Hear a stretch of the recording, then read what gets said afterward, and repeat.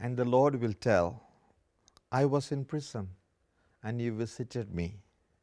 Then the righteous will answer, Lord, when was it that we saw you sick or in prison and visited you? And the Lord will answer them, truly I tell you, just as you did it to one of the least of these, a member of my family, you did it to me.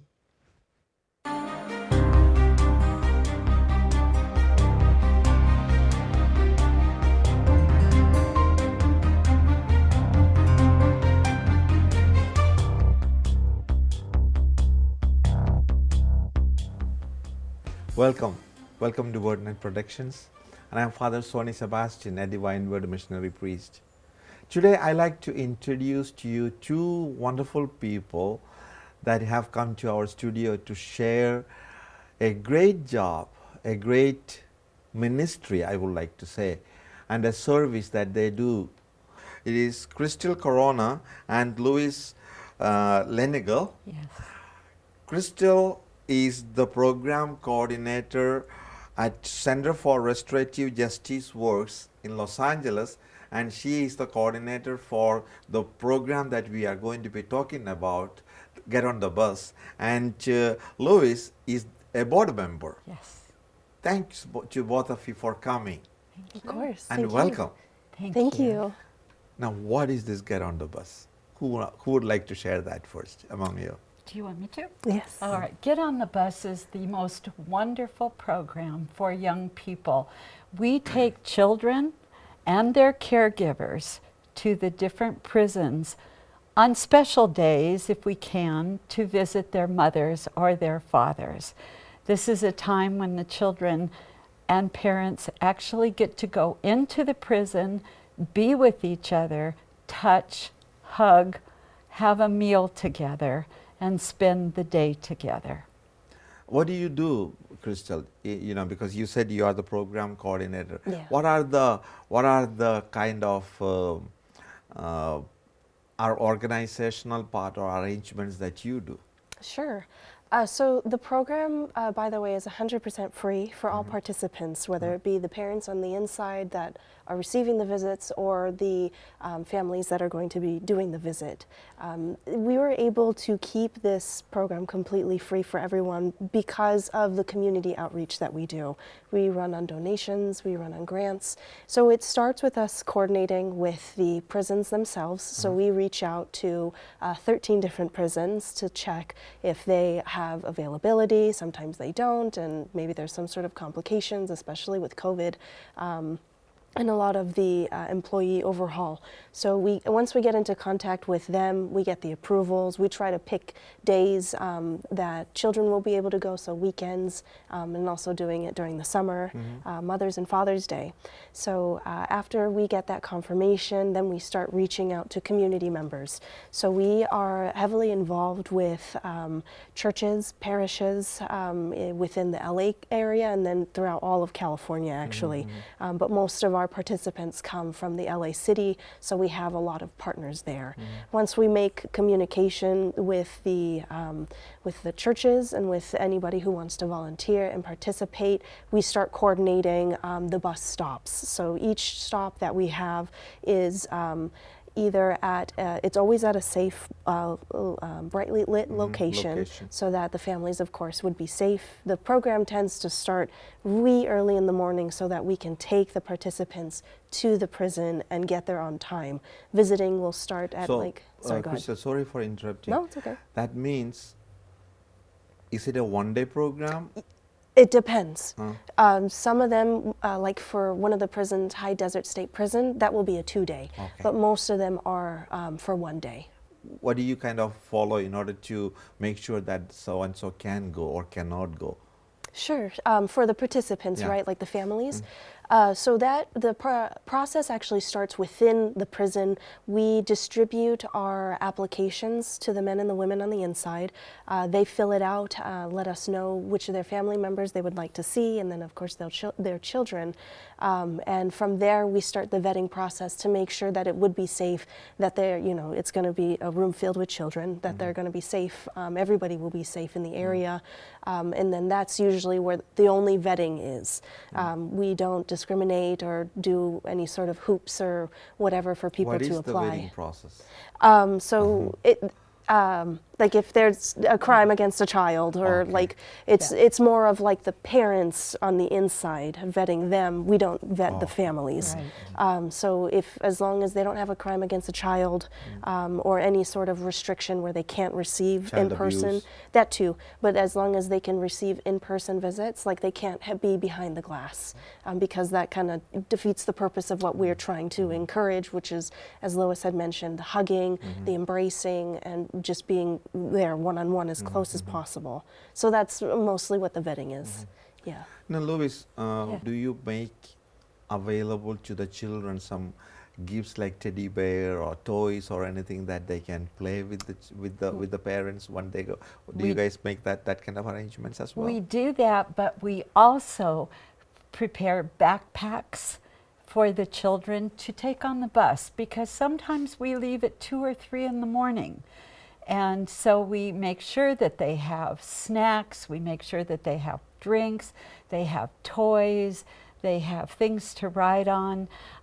So we do that as well. And we do, actually, our parishes collect games and items that they can actually take into the prison and play with the families. That's a wonderful thing to watch the families play together. Oh my I mean, goodness. Do you also have volunteers as chaperones, or how do you work with that? Because I know, the California state also requires that when there are minors, they have to be accompanied. So how do you work around that? So thank you. So we do partner with either parish members, or we also have a huge support in Cal State Long Beach. They are one of our biggest supporters when it comes to finding those volunteers. We try to have at least 2 people on the bus with all of the families. Each child is accompanied by an adult. Yes. Every child will have an adult, whether it be their own family members or we coordinate a chaperone to go with them. Yeah. Oh, so every child will have They need to. will have an adult. Yes. Yeah. yes. Usually it's their caregiver. Yeah. Usually it turns out to be grandma or, an aunt that is now taking care of the child while the parent is in prison. But they receive the same wonderful treatment that the children do. So we get to know them, we get to know how what they need. Sometimes we have special needs that come up. But as she said, every child is accompanied by a caregiver. Now, if that's not possible, we will find a caregiver for them. Okay, but there could be a child in a foster care. Yes. And how do you make that available for, possible for that particular child? We would try to coordinate with the family members who are available. From what I've seen so far, because I don't think in the last 2 programs that I've run that we've had a foster child be a part of the program, but we are very open to there's no limitation to who can participate. Exactly. And if we don't have a family member, we get one of our group, one of our volunteers to be the chaperone. Okay, and they then stay with the child the entire time. Yeah. Yeah, it's such a beautiful program because you are making this possible for a child and the family to go and visit their incarcerated person, because on their own it might be too difficult for them because there are too many hoops, as you said, that he has to go through. I used to go to CIW here in Corona. Yes. Yeah, we serve them. Yeah, you're probably Yeah. a long time back, and as a chaplain. And I used to go there and celebrate Mass, and I know how hard it was, or at least how the kind of formalities that had to Yes. be followed in order to go there, because they had my ID information, and each Yes. time I go, I had to physically give my ID. Yep. And on the other side only I would receive it. And there's a lot of, that kind of a security process. Now, is there any security process and things that you have to go through when you yeah. organize this Oh, yes. program? Big time. Just as you did, Father, we do too. We have to be vetted. We have to, all our driver's license, whatever it is we submit, has to be checked by the state. So we are just as vetted as the families are. Okay. Mm-hmm. Yeah. How often do you try to take children, family to the facilities? We would do it during the months of April, June, and July. It depends on the prison themselves, but it'll be a weekend during those 3 months, and it'll be just once a year per institution that approves the program. Okay. And you mentioned, as you were, Kristal, a little while ago, you said there are 13 Yes. prisons in the state, in California, That we serve. that you serve. Yeah. There's 35 state 35. institutions in total. Oh. Yes. And some of them are closing, but we only have consistent communication with 13. Lois, do you know anything about some of these prisons? Because I I only do. know about, I think one in Coachella, Coachella, yes. and I think I know of one in San Fran, towards the north. I don't know anything more I than that. do. Yeah. I have been very blessed to probably have been in at least 10 of them. And so it's been a wonderful experience for me. I would say, and I'll have to say this, my very favorite is San Quentin. It is an extremely open society there. I love the wardens, and the whole security that is there is open to get on the bus.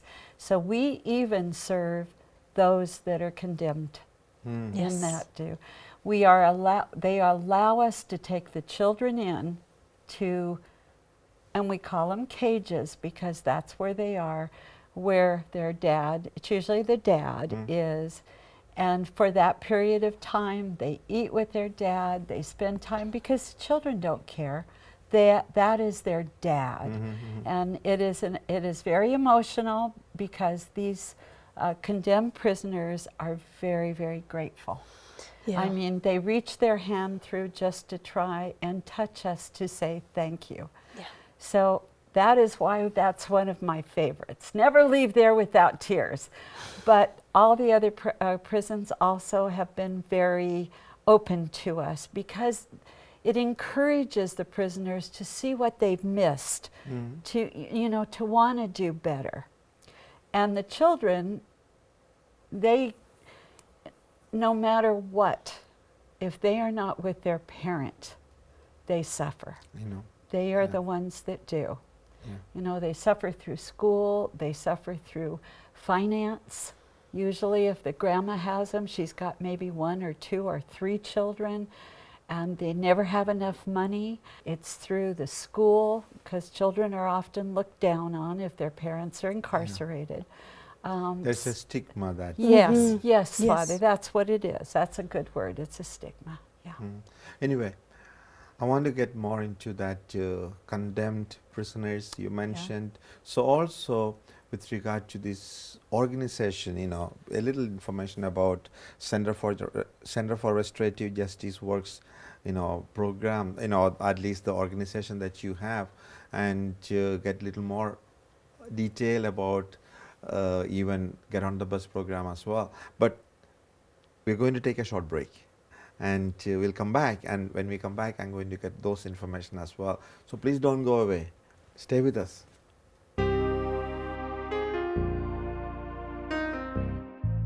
Do you want to fall in love with God? I'm sure we all want to. The book of Psalms contains the directions. Thousands of years ago, people like you and me talked to God out of the depths of their hearts, revealing an intimate love. Psalms are the expression of the faith in God by people around 3,000 years ago. God was not a mere abstract creator, but was present, involved, and a real person of power and emotions. Now, when we read or listen to the Psalms, we can know the intensity of this love. Entering into the influence of the Psalms, we can find a path to know and love God. To know more about the Psalms, you should get a copy of Father Mike Manning's booklet, The Psalms. It will help you to understand the 150 Psalms better as he has categorized them. He uses the technique of acts: adoration, contrition, thanksgiving, and supplication. Get your copy today and know the categories. Learn to pray with the Psalms. Call the number on the screen or email us. You can also get it through our website. Get your copy today.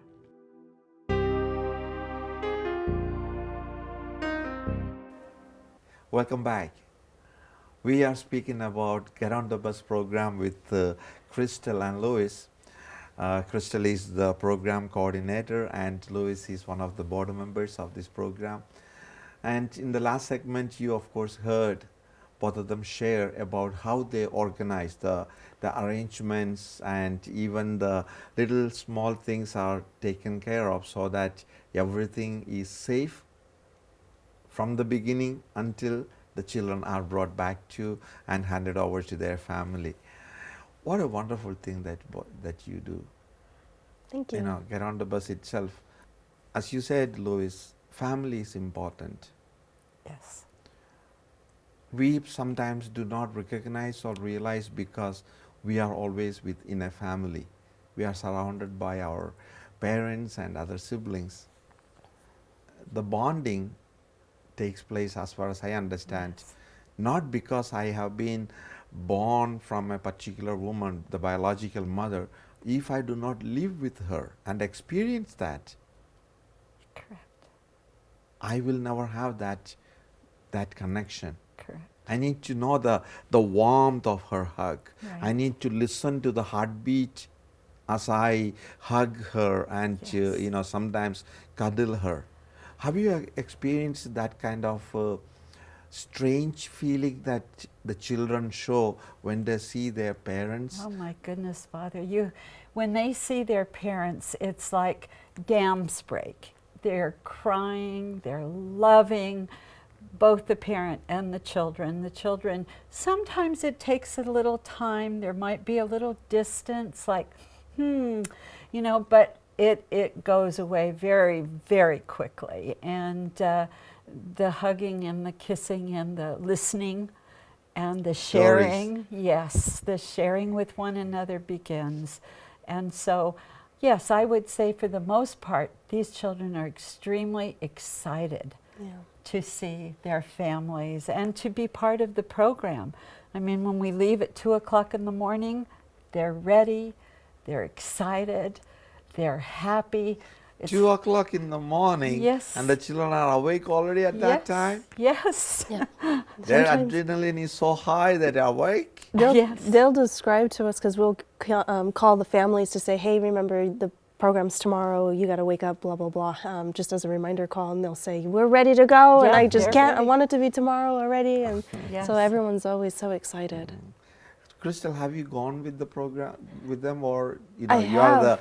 coordinator? Yes. Sometimes the coordinators only arrange. Oh, that's true. Did you have a chance, or have you had a chance to visit or go with, Yes. accompany the program, the bus? I was blessed with 2 opportunities in October, one going to California Men's Colony and the other one going to Salinas Valley State Prison, both of them in Central California, kind of up there. I think I've never been involved with a program like this before, and every single time I become a new person when I leave, because as we're mentioning, there's something different about witnessing a child see their dad for the first time.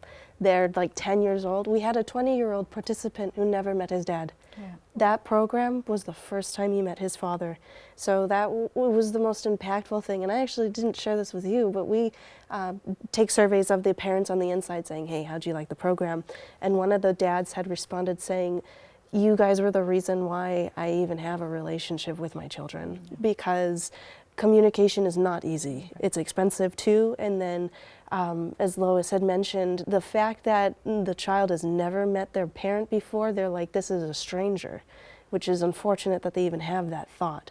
But then after meeting with them, he said, she asks to see me all the time. She says, Dad, when can I see you again? I want to visit you. And obviously it's not as easy as just getting up and going. But yeah, it's This important. is a strange thought that came to me. Olden days, people used to write letters. Even from the prison, they would write letters to their family, and family also would write letters to the prison, and of course, the prison would hand the letters to them. Now, these days, we don't find that many letters being written. So, do they use phone, or are they able to? Do they have cell phones available in the prison, or what is the medium of communication that they can have? Sure. So it's letter writing, phone calls. They recently approved video calls. So just like how we do FaceTime, it's a little bit different, but those are the main ones. And then obviously in-person visits. They don't have cell phones. Yeah. But the letter writing is usually how they remain in communication besides phone calls. The problem does tend to be it's expensive. Yeah. It's not as easy to be able to just send a letter, and then it takes weeks to receive the letter, and then things get busy and you kind of forget. So, yeah. Lois, can you share with us the beginning, of this program? Yes, I would like can. to listen from you who began and how it all started. Well, it actually began with a group of nuns. Sister Suzanne Jabro was also part of this. And these nuns went into a prison and decided, gosh, we need to do something for these women.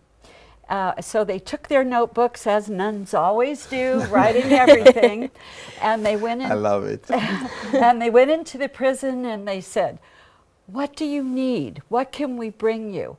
And all of the women said the same thing. Sorry, our children. We want to see our children.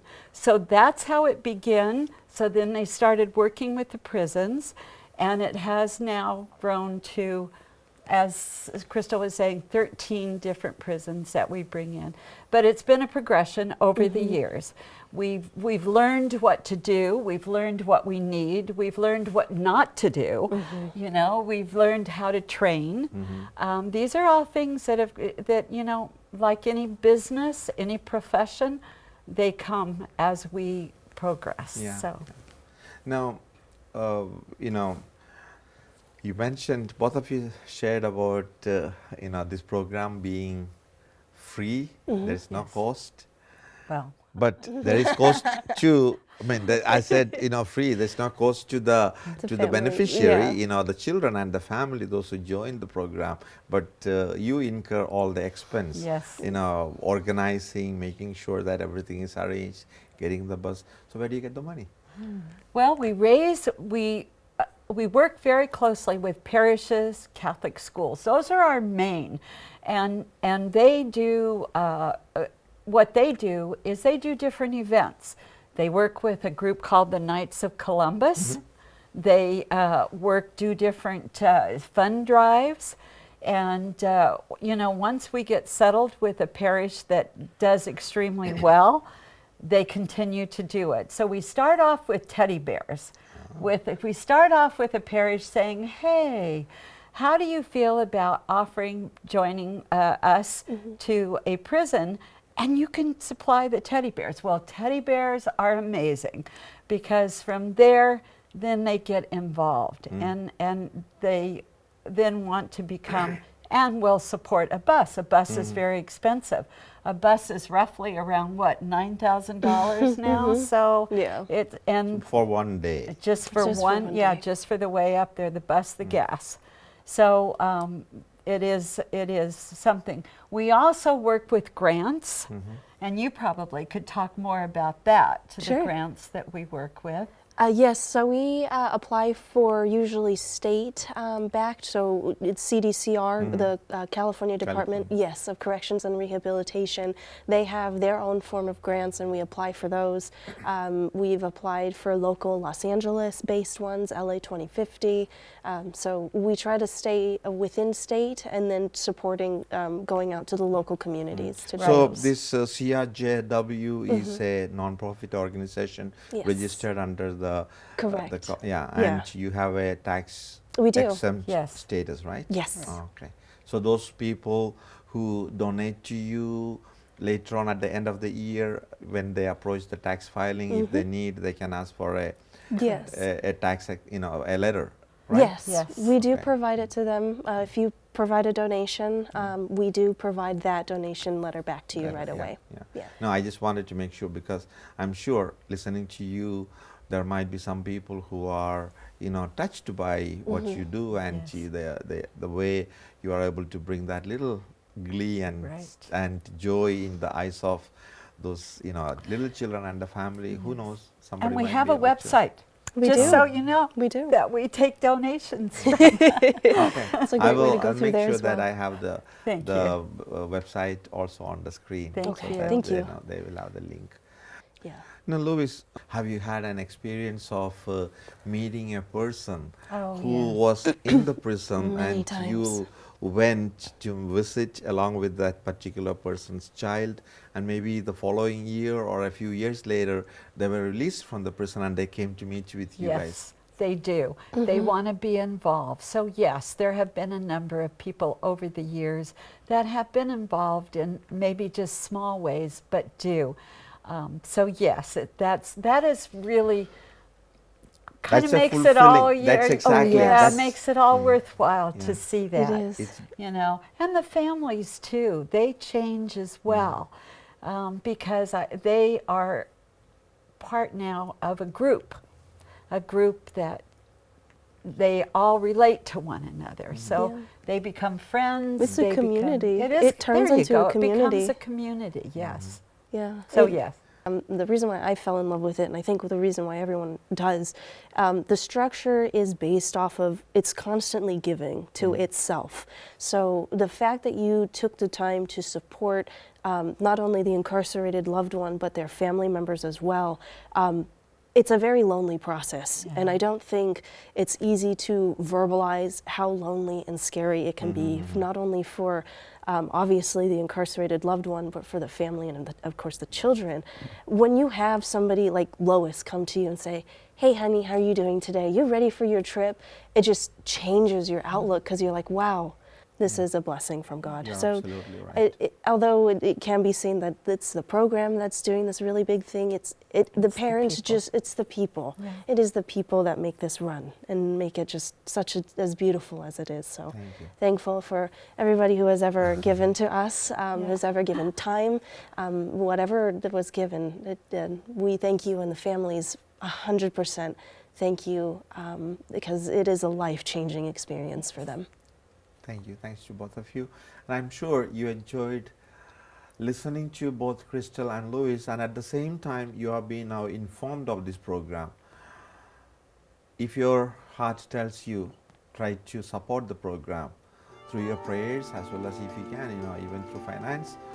But remember, as the Lord said, the time that we have spent with our less fortunate brothers is what matters. The time when you came to visit me when I was in the prison, the time that when you came to see me when I was in the hospital, it mattered a lot to me. Be blessed and take care. Thank you.